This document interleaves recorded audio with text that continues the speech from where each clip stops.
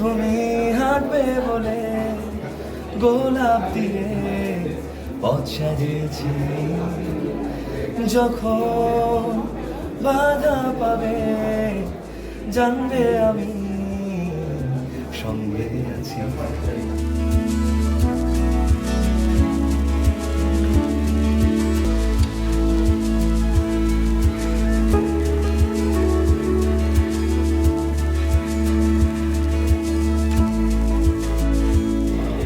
আমার কাছে তো সবসময় প্রযোজ্য। আমি তো প্রত্যাবর্তন মানে শিকড়ের কাছে সবসময়ই থাকি। আমি তো শিকড় ছেড়ে নড়ি না, কারণ শিকড়ই আমার অস্তিত্ব। কিন্তু আমি কি সেটা কাউকে বোঝাতে পেরেছি বা শেখাতে পেরেছি আমার নিজের জীবন দিয়েও? কিছু জনকে হয়তো পেরেছি, কিন্তু যে আমি যে সবার মধ্যে সেটা দেওয়ার চেষ্টা করেছি, আমি কি পেরেছি? না, আমি পারি। সেরকম এই ছবিরও গল্প যে প্রত্যাবর্তনের দরকার আছে। একটা সময় তোমার প্রত্যাবর্তন হতেই হবে।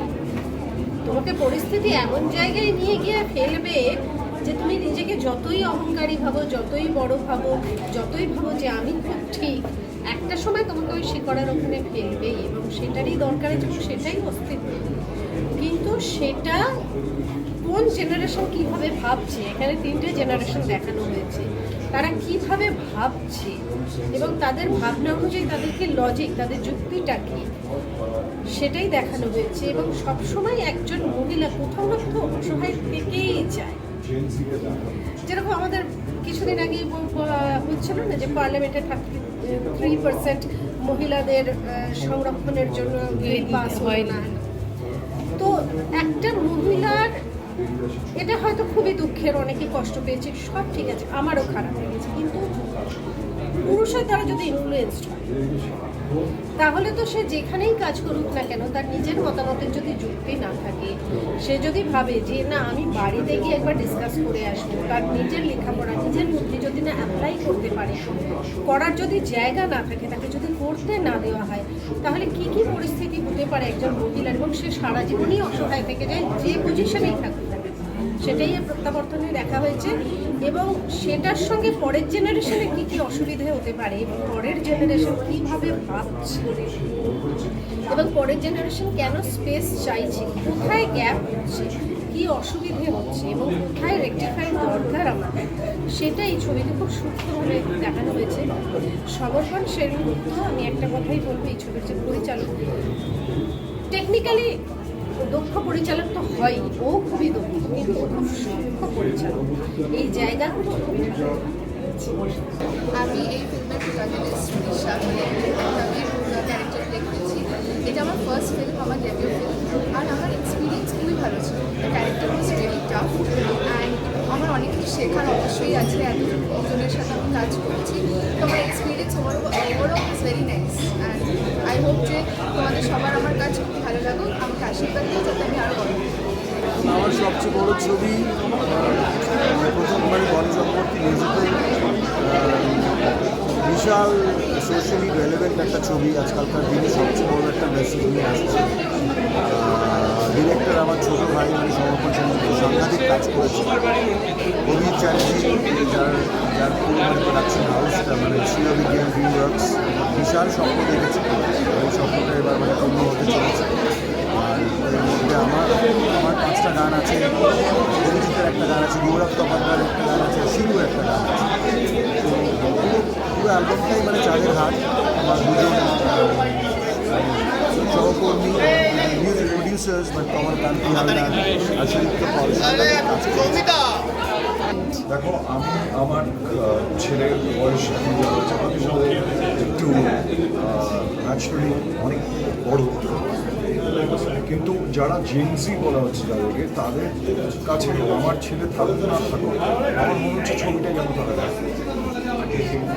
এটা আমার মনে হচ্ছে। একটু আগে আমি যেটা বলছিলাম যে আজকে আমাদের ছবিটা সেন্সর পেয়েছি, কিছুক্ষণ আগে আমাকে সমর্পণ জানালো একটা যে আমাদের সেন্সর পেয়েছি, এবং সেখানেও নাকি যে আলোচনা হচ্ছিল তাদের ছবিটা দেখে তারা বলেছেন যে ছবিটা তো স্কুলে বলা উচিত, বাচ্চাদের দেখানো উচিত। কারণ আমরা ভাবছিলাম যে যে বিষয় নিয়ে ডিল করা হয়েছে ফিল্মটাতে হয়তো এটা অ্যাডাল্ট হয়ে যাবে, যেটা চাইছিলাম না। এই কারণে ছবি অ্যাডাল্ট হতে পারবো না, কারণ এটাতে মানে আমার মনে হয় 12-13 বছরের ছেলেদের, তাদের মেয়েদের যারা এখনকার তাদের ছবিটা দেখা উচিত এবং তাদের গার্জেনদেরও দেখা উচিত।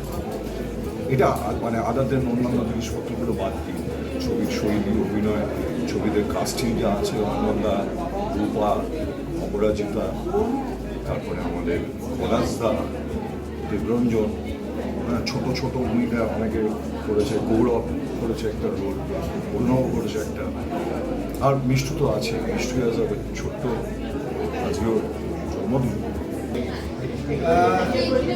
এক্সপিরিয়েন্স তো প্রচুর, তার থেকেও বড় বলতে পারবো আমরা যে এক্সাইটমেন্ট, দুটোই চূড়ান্ত হয়েছে, দুটোই দারুণ মজা করে করেছি আমরা। আমার পুরো টিম, আমার পুরো কাস্টিং, আমার পুরো টেকনিশিয়ানস, আমার পুরো মানে সবাই, তারা যদি না থাকতো এই এক্সপিরিয়েন্সটা আমার হতো না। তো আমার মতে এই এক্সপিরিয়েন্সটা দেখার জন্য পয়লা মে দেখতে হবে প্রত্যাবর্তন। সো কাইন্ডলি আপনাদের কাছের হলে গিয়ে ছবিটা দেখুন, হলে গিয়ে দেখুন, হ্যাঁ, কারণটা পরে বলছি। আউটস্ট্যান্ডিং ফিলিং, মানে এটা তো আমার ক্ষেত্রে প্রথম বড় পর্দায় ছবি হিসেবে এটা আমার প্রথম কাজ, অভিনেতা হিসেবেও প্রথম কাজ, এবং আমার ছোটোবেলার খুব স্বপ্ন যে আমি গান বাজনা করবো, তাই আমি ছোটোবেলা থেকে প্রচুর গান লিখেছি, এবং আমার সেই লেখা গানগুলোর মধ্যে একটা গান যে এই ছবিটাতে জায়গা পেয়েছে এবং এই ছবিটাকে যে জাস্টিফাই করছে সেই গানটা, এটা ভেবে আমার সত্যি খুব ভালো লাগছে।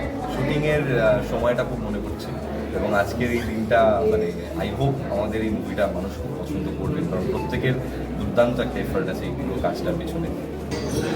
সুপার ডুপার এক্সাইটেড, আমার সাথে সবাই বলবে একই কথা, কিন্তু হ্যাঁ মানে তিনটে সিনেমাতেই আমি ছোট্ট করে হলেও আছি, এবং তিনটের চরিত্রই ভীষণ রকমভাবে ইম্পর্টেন্ট। প্রত্যাবর্তনের কথা বলতে বলবো, প্রত্যাবর্তনের আজকে মিউজিক রিলিজ, এবং প্রত্যাবর্তন যখন আমার কাছে এসেছিল ছবিটি, এবং আমি যখন কনসিডার করছিলাম তখন আমার মনে হচ্ছিল সত্যিটা এটা নিয়ে আমি রোজ ভাবি, তাহলে এটা তো ভাবনার একটা জায়গা, তাহলে আমি তো না করবো।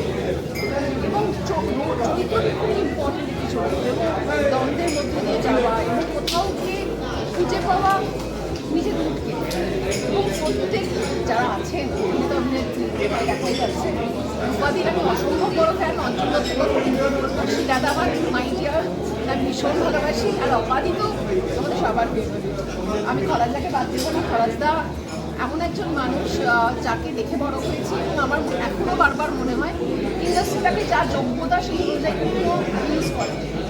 একজন গুণী ব্যক্তিত্ব এবং সমর্থন কথা বলবো, সমর্থন তিনি আমাদের টিভি চালক, এবং অভিজিৎ দা যিনি আমাদের প্রডিউসার, খেটে বানানো প্রচুর খরচা করেছে। আমি চাই প্রডিউসারের করে পয়সা খুব ফেরত যান, যাতে তিনি আরও একটা প্রডিউস করেন, কারণ বাংলা ছবি যদি হলে গিয়ে দর্শক দেখে তবেই সেটা সম্ভব।